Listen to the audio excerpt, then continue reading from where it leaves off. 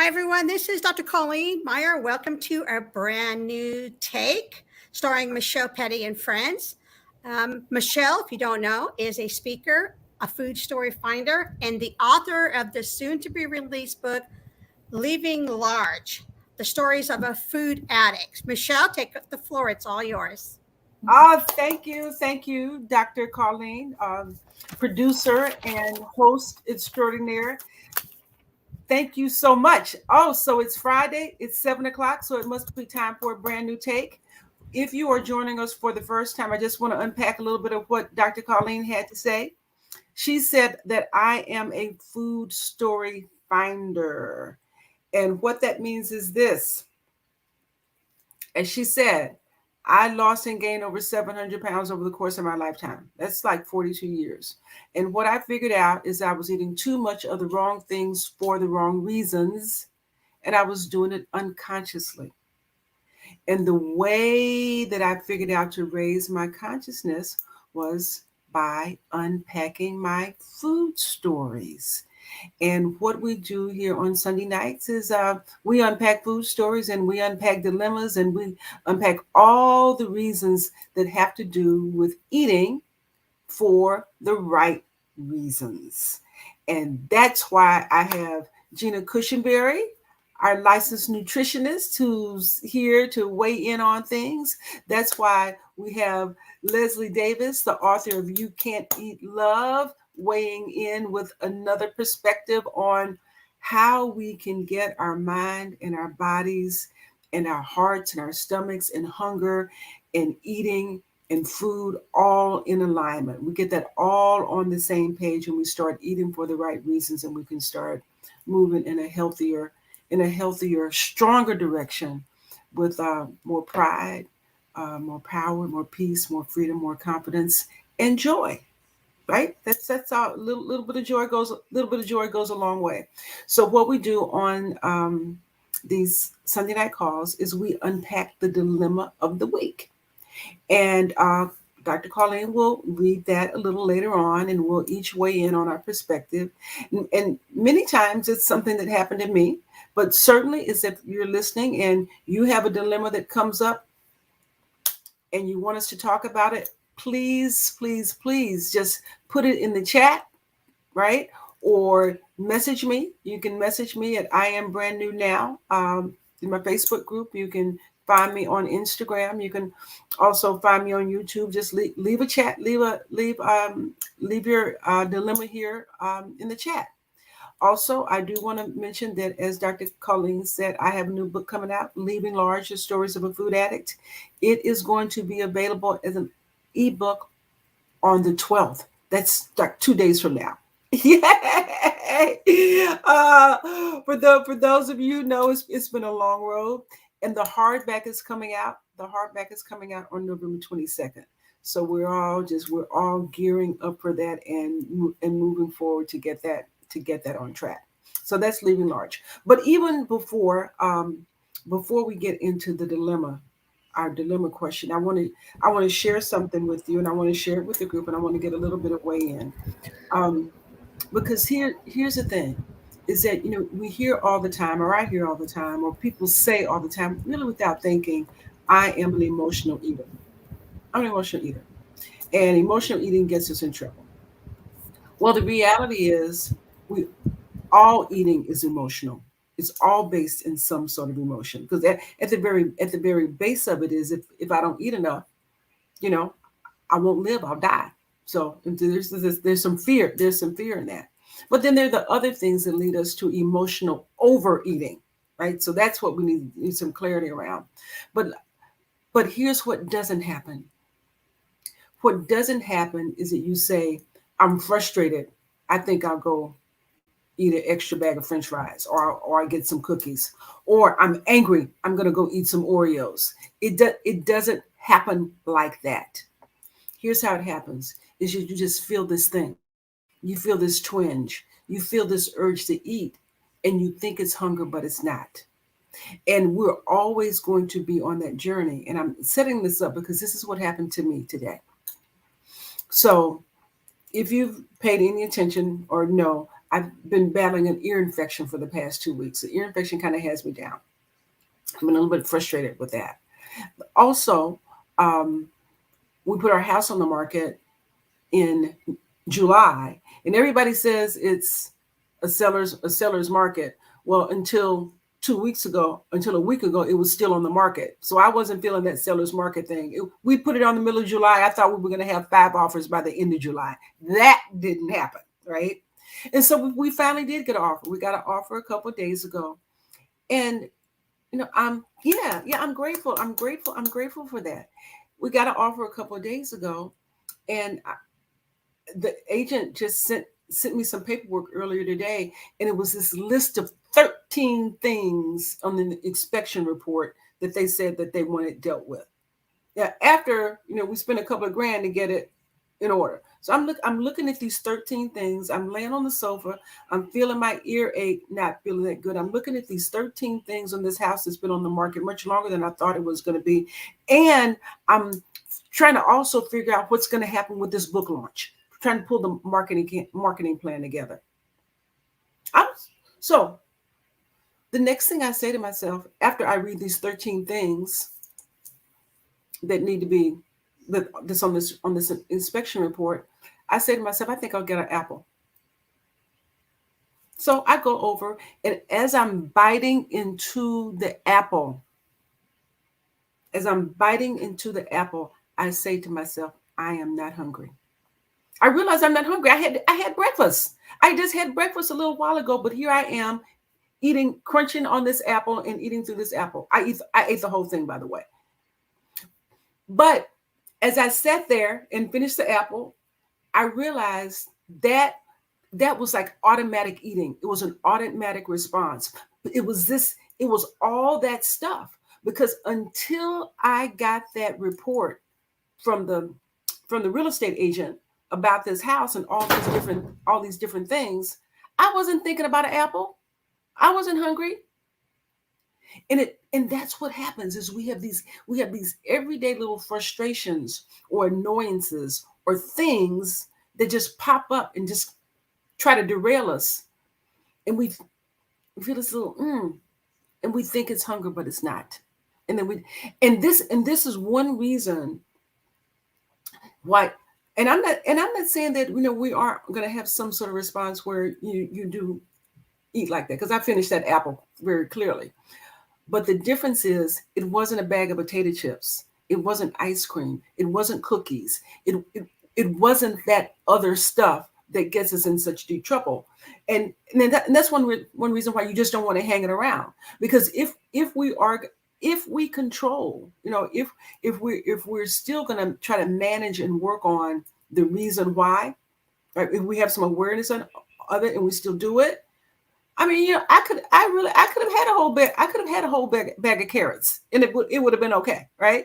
I could have had a whole bag of carrots. But here's the thing: at the end of that bag of carrots, I still got to deal with those 13 things on the list. I still had to put the eardrops in my ear, right?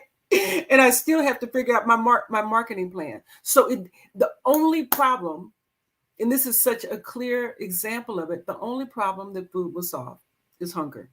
And if hunger is not the problem, we need to find a solution. So, but it's just a matter of being mindful of these little things that you're just so used to grabbing something to work through, and it is not the food. And I felt compelled to share that. I felt compelled to share that today because it was so fresh, and it was such a good example of how it sneaks up on us. It sneaks up on us if we don't ask the question. And we have to always be asking that question. What am I feeling right now? Will this help me get to the body that I say I want? Is it hunger, or is it something else? And that's how you unpack a food store. So thank you, ladies, for giving me a little bit of grace, to share my situation today, and get that off my chest. Well, if I can piggyback off of that, Mhm. this situation. Look, I got an email today from a company. I'm not going to name the company, but it was advertising or saying that you could buy their cookbook for comfort food.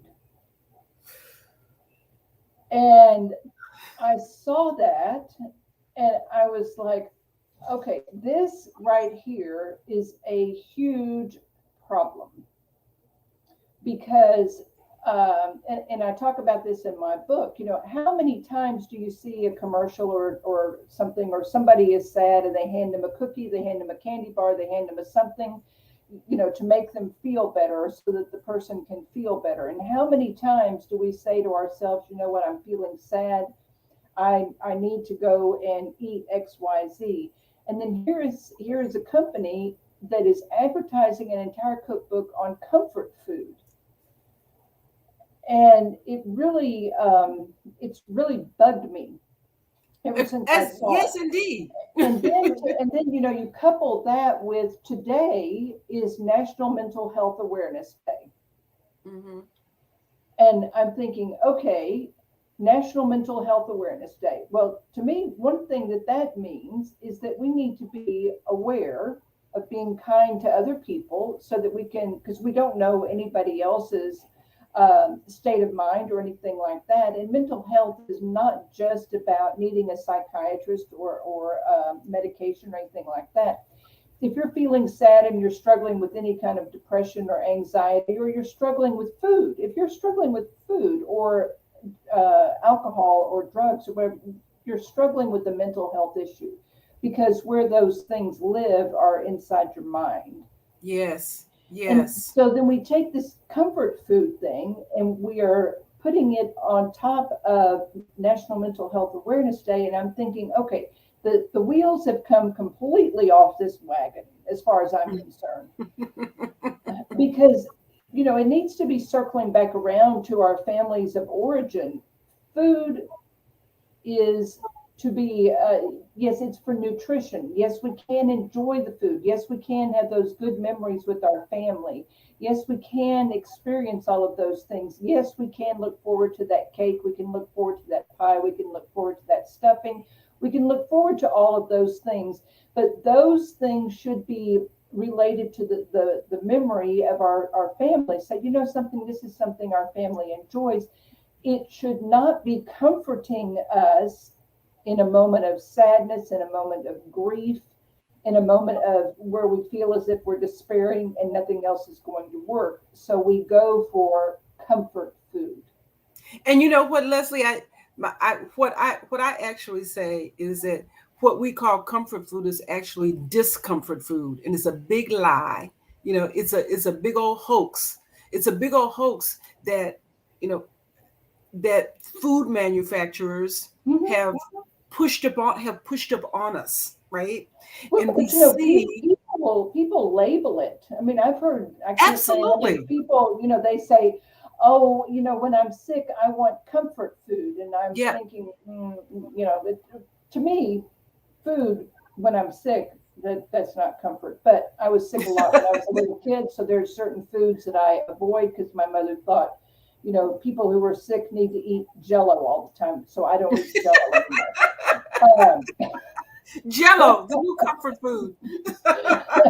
I'm just saying. But I mean, how many times do you hear someone who is not feeling well and they're saying, you know, I need this comfort food? No, you know, no. Yeah.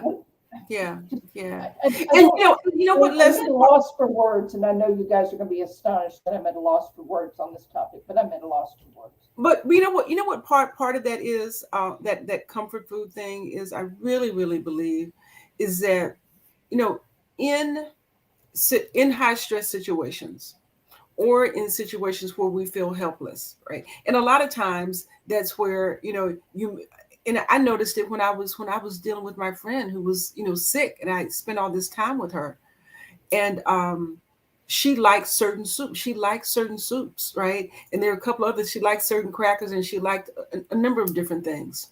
And when I took her home and she had me go to the grocery store to get these things for her. Her leg was all jacked up. That there wasn't anything that I could do for her leg. But she said, get some Amy's bean soup for me. I forget what kind it was. Get some Amy's lentil soup for me. Oh, okay, sure. I got 10 cans of Amy's lentil soup. Right. Not that I was expecting her to eat all 10 of them. I didn't even need to buy all 10 of them. And I recognized it when I was doing it. I was like, I can't fix her leg. But at least I can bring her some food.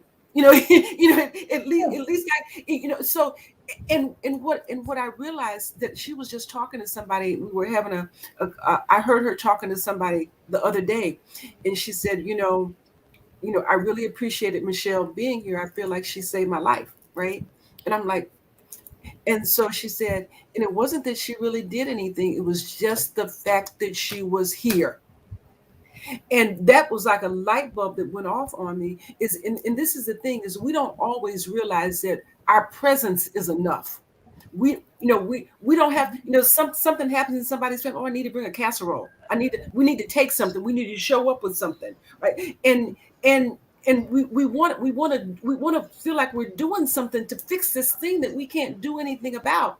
Whereas many times all that's necessary is that we are enough. Our presence is enough. Our energy is enough. Our love is enough. And we have to show up there. We have to, and there's sometimes, there's some fear in just coming and showing up eyeball to eyeball, belly to belly, without food being this interceptor, right? This thing that really makes you feel helpless. So because if you can't fix it, you feel helpless. But if you feel like you have a pot in your hand, you've done something. And oftentimes the people who are in the midst, or that you're taking the food to, they really don't have an appetite. But I believe that we can better serve if we show up and say, you know what, I feel helpless at this moment in time, but what I can do for you, if you want to talk, I'm here and I will listen. Mm-hmm. And then, oh my gosh, do not hijack the conversation and start telling somebody about your Aunt Sue's, Uncle Bill's, cats, dogs, cow, whatever, that had it so much worse than they did. Please do not hijack the conversation. Just sit there, listen, smile and nod. If you don't know anything else to say, just say, you know what, I cannot imagine what you're going through. I cannot imagine what you are feeling. Right now, I feel terribly helpless, but I'm right here. I will listen to you as long as you need to talk. And then just leave it right there and let them talk. Get a drink in your hand and take a sip when you feel like telling them about Uncle Sue's, Uncle Bob, whatever. And I love that smile and nod. Smile and nod. Smile and nod. God. Because we need to. I talk about taking back your own power. When we give food the power to comfort us, we are taking it away from the people in our life, and we are also taking it away from ourselves, and we are not teaching children or even ourselves as adults. We're not teaching us the ability to say to somebody else. For example, I could say to Gina, you know what, right now I am feeling really sad, and all I need is for you to just listen to what it is that I'm feeling sad about. That would help me so much if you would just listen to me. I would really appreciate it. Yeah, that takes us to takes us to a place of self-awareness. So we have kind of gotten off on a tangent. I'm sorry. We haven't even gotten to the dilemma. So Dr. Colleen, if you will read the dilemma, we've got some. We want to weigh in on that dilemma today. Okay, you ready? And we want to hear Gina's recipe too. Oh, that looks so yummy. Okay. This is the dilemma. Too much added sugar can be one of the greatest threats to cardiovascular disease. Oh, that's not it. No, that's not it. That was our advice for the week. That wasn't our. And you got a comment, Michelle, on Instagram. I want to read it to you too, Okay. because I found it to be a rather uh, um, humorous. So let me get to the Monday dilemma. I have the wrong one pulled up. Okay, there goes Gina's recipe. So yummy. Okay, it's a fun-filled Sunday. You and the family just finished a nutritious, satisfying lunch, and you all are headed to the movies. As soon as you walk in, the kids are begging for popcorn and Raisinettes and nachos. What is your response? And we had somebody on Instagram respond and say, it's not an outing to the movies without popcorn and Raisinettes. We can all share, but we'll have to pass on the nachos. So this person was like, we have to have our popcorn and our Raisinettes. It's not the same without it. Well, I use that experience. I mean, that dilemma specifically because food is so integral to the movie going experience. The popcorn that has that stuff on it that's not even butter, right? And so I really wanted to look at something where it's almost like a popcorn in the movies is almost like a conditioned response. That's what she said too. She said it's not an outing without it. It's not an outing without it. Right. That's what she said. And that's exactly what the movie people want us to think. That's exactly what the movie people. But I don't want to put my own thoughts in it. I want to start with Gina and have her. I'm going to go with a realistic kind of logical approach on this one, only because there's also kids. This is life. So, I mean, my thing would be to think about this. You know what you're going to do after lunch. So plan for it. Make room for it in the food that you're going to eat. Then that way you won't feel like it's so extra. So maybe you've skipped the carb in your lunch. That could be something, I mean, it's challenge when you have children. We're all going to the movie and you have those snacks and what have you. But it's also a great time to teach a family lesson of, we don't need everything. Let's pick one thing as a family that we're going to share. We don't necessarily need the popcorn and the Raisinettes and the nachos, all three. Pick one thing, and then as a unit, it's something we can share and enjoy together. And then that way you also create that room where you don't overeat it, you don't overdo it, but you've still satisfied the need of, hey, I took a time out. I'm at the movies. I want to have a little popcorn. So that's my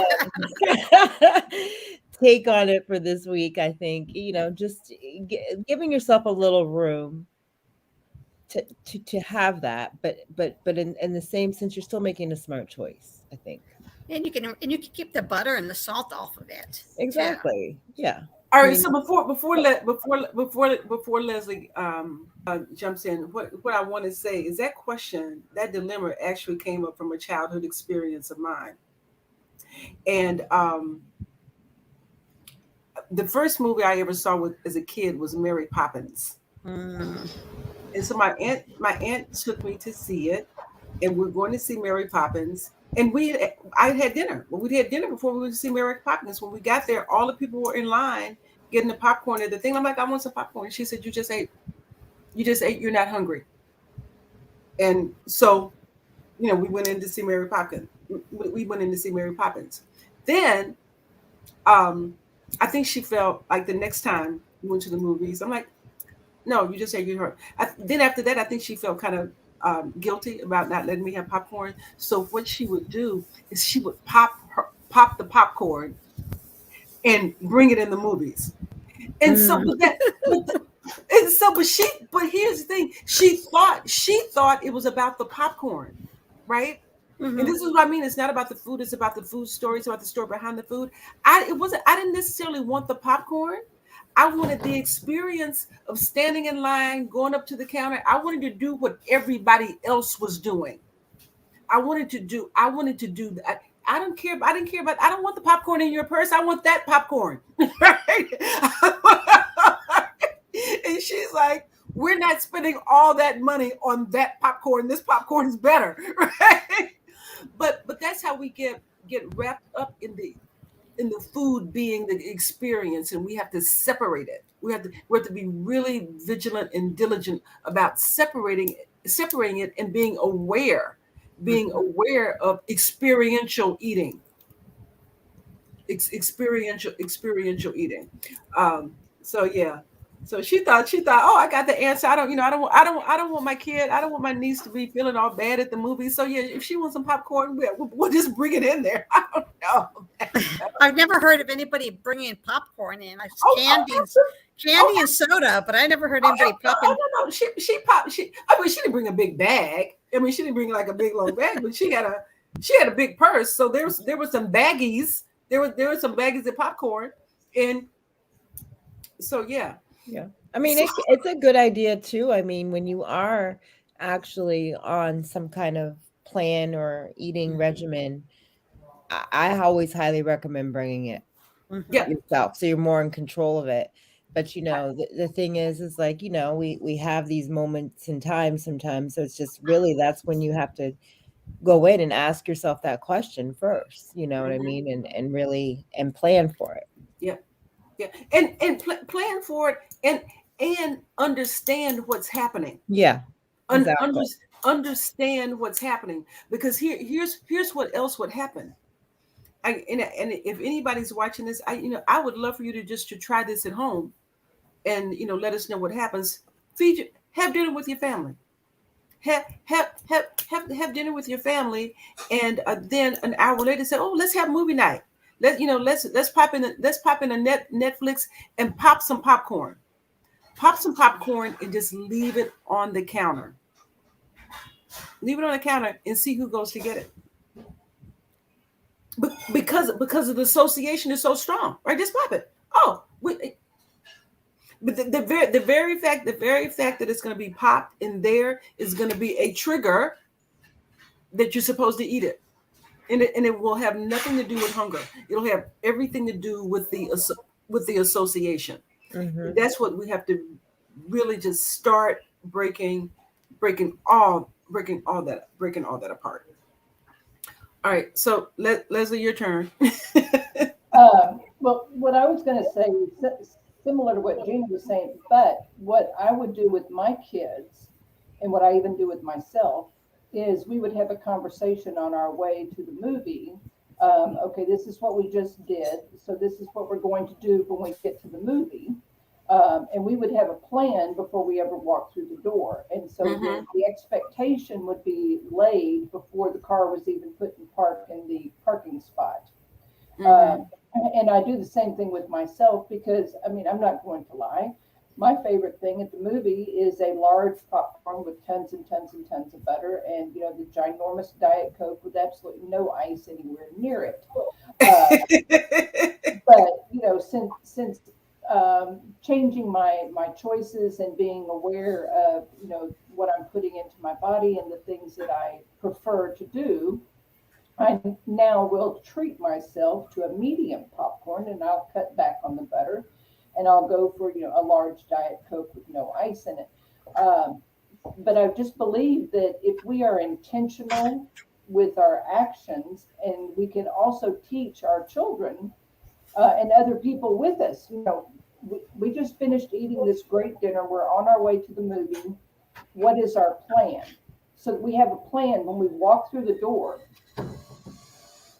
And if we've got a plan and we work the plan, then we can celebrate the fact that we worked the plan.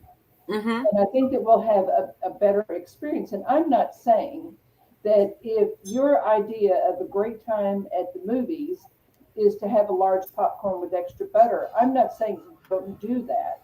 What I'm saying is maybe go to the next size down with not quite as much butter as you normally would have, and work yourself down to where you're not feeling like the 4-year-old in the middle of Walmart who's throwing a temper tantrum because the mother said, no, you can't have a coloring book. I can guarantee you that if you don't go in with a plan and with intention, that's exactly what's going to happen. That 4-year-old is going to show up and you're going to be in the middle of Walmart saying, who in the heck do you think you are telling me I can't have the popcorn and the nachos and the, whatever else it is you want.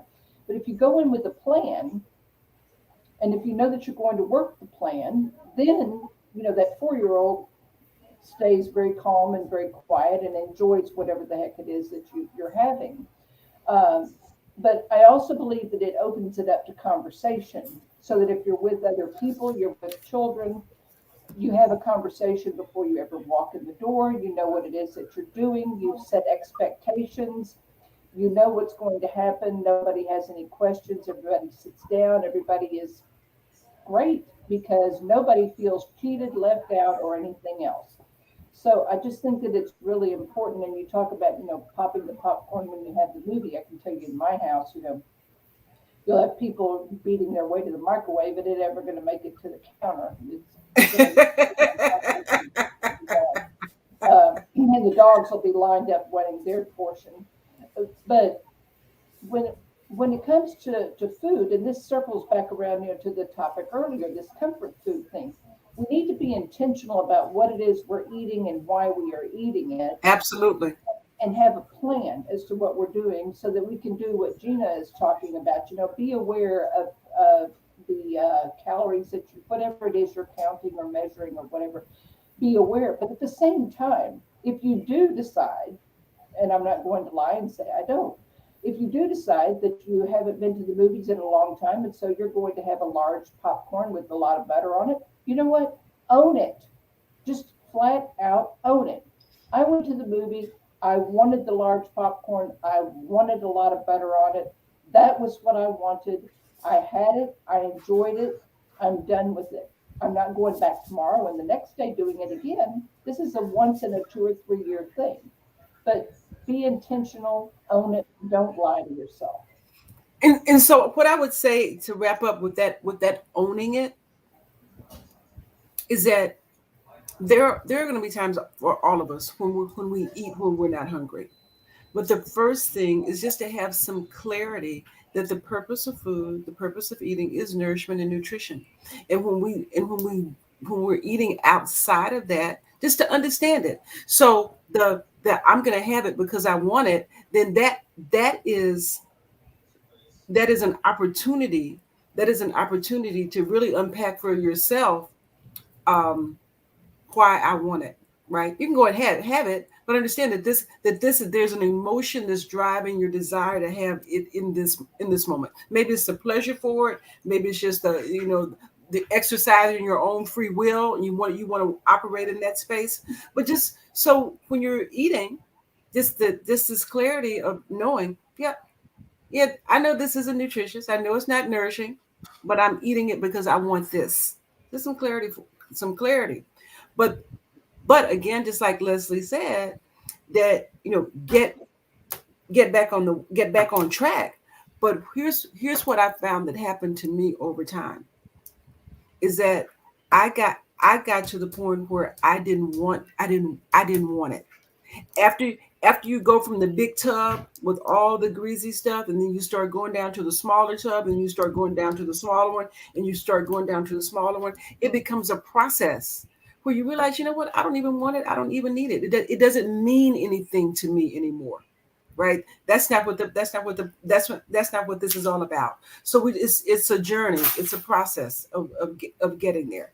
So I want to wrap up, and we're going to wrap up like we always do. I want to go around and have everybody, let anybody who wants to get in touch with you know how to get in touch with you. Michelle? Yes. Did you want Gina to really quick talk about her her recipe? Yes. Yes. The Taste Kitchen. Yes. Yeah. So in line with it being October, we did pumpkin granola bars this week. So the thing with the granola bars I wanted to add was like one of the things that you can swap out is when you see sugar in these recipes, you see the maple syrup or you see the cane sugar or honey. You can replace that with the sugar-free options, whether it be stevia or whether it be monk fruit. I use one that's Lakanto, Lakanto, and that's a great replacement. It's a sugar replacement 1-to-1. So a nice way to have a little sweet treat, indulge in the little pumpkin bonanza that's going on right now and still stay healthy. So, I mean, and they're homemade, so it's a nice little treat to also customize. If you have food allergies, you can make it gluten-free. So that's this week's little recipe. And if it's homemade, you know what's in it. You know exactly what's Exactly. what's That's in it. right. Yeah. So Gina, be sure and let everybody Oh, yeah. know how to reach Yep. you. You can reach me on Instagram, Gina Trim Nutrition, and you can also reach me via email at that same Gina Trim Nutrition @gmail. All right. This is Leslie Davis. Let everybody know how to get to you. The easiest way to get to me is my website, youcan'teatlove.com. And if you want to send an email to me, it's leslie@youcan'teatlove.com. And I would love to hear from you. All right. And if you're trying to reach me, you can reach me at iambrandnewnow@gmail.com. That's my email address. Or you can reach out in the Facebook group, I Am Brand New Now, or on Instagram, I Am Brand New Now as well. So with that, we're going to give a big old kiss and thank you to Dr. Colleen, right, for being the wonderful moderator and producer. And with that, I say good night and I say be brand new.